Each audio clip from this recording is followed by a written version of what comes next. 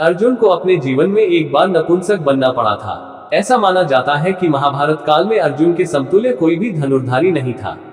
लेकिन आखिर ऐसा क्या हुआ था, अर्जुन को 1 साल तक नपुंसक के रूप में जीवन व्यतीत करना पड़ा। पांचों पांडवों और द्रौपदी के वनवास के विषय में तो हम सभी जानते हैं। अपने वनवास के दौरान पांडव बहुत अधिक निराश हो गए थे। तब भगवान कृष्ण ने उनकी हिम्मत बढ़ाते हुए कहा, कौरव यही चाहते हैं कि पांडव पूरी तरह टूट जाए और विफल हो जाए। भगवान कृष्ण ने कहा कि 13 वर्षों का यह वनवास पांडवों के लिए एक वरदान है, जिसका लाभ उठाते हुए उन्हें अपने हौसले और शक्ति को बढ़ाना चाहिए। अर्जुन को गहन तपस्या करके अपने शरीर सहित इंद्रलोक जाने की शक्ति प्राप्त करनी चाहिए, जिससे अर्जुन इंद्रलोक जाकर अपने पिता से दिव्य अस्त्रों को प्राप्त कर सके और युद्ध में इन अस्त्रों को प्रयोग कर सके।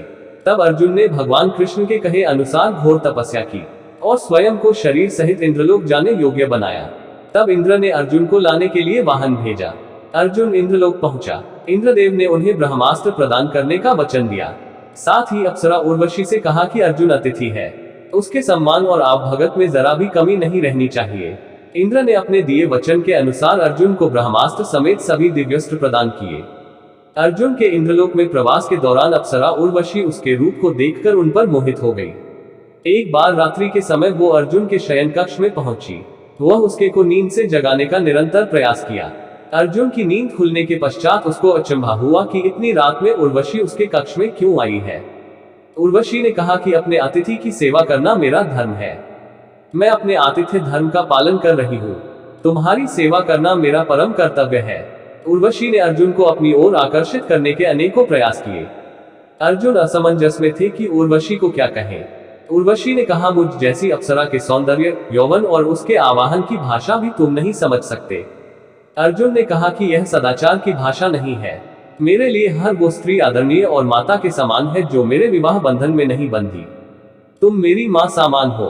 तब उर्वशी ने आश्चर्य से पूछा, एक सुंदर स्त्री और नौजवान पुरुष के मध्य माता और पुत्र का संबंध कैसे हो सकता है? तुम्हारी बातें मुझे श्राप के समान प्रतीत होती हैं। उसने कहा, इंद्रदेव मेरे पिता है और तुम उनकी प्रेमिका, इसलिए तुम मेरी मां समान हो। उर्वशी ने कहा, यह पृथ्वीलोक का नियम है और इंद्रलोक की अप्सराओं की कोई सीमा रेखा नहीं होती।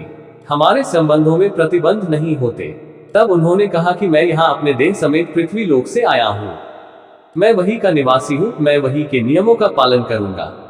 तब उर्वशी ने क्रोध में कहा कि पृथ्वीलोक यह धर्म है कि पुरुष एक स्त्री के प्रेम को ठुकरा दे।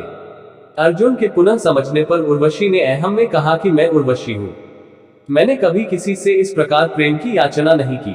आज तक हर पुरुष ने मेरे समक्ष प्रेम की भिक्षा मांगी है। मैंने पहली बार किसी से प्रेम की याचना की। तुमने मेरा तिरस्कार किया है। इस अपमान को कोई भी स्त्री नहीं सहन कर सकती, इसलिए मैं तुम्हें श्राप देती हूँ। अपने जिस पुरुषत्व और यौवन का तुम्हें इतना घमंड है, उसका नाश हो जाएगा। तुम नपुंसक हो जाओगे। अर्जुन ने कहा, मैं आपके इस श्राप को स्वीकार करता हूँ।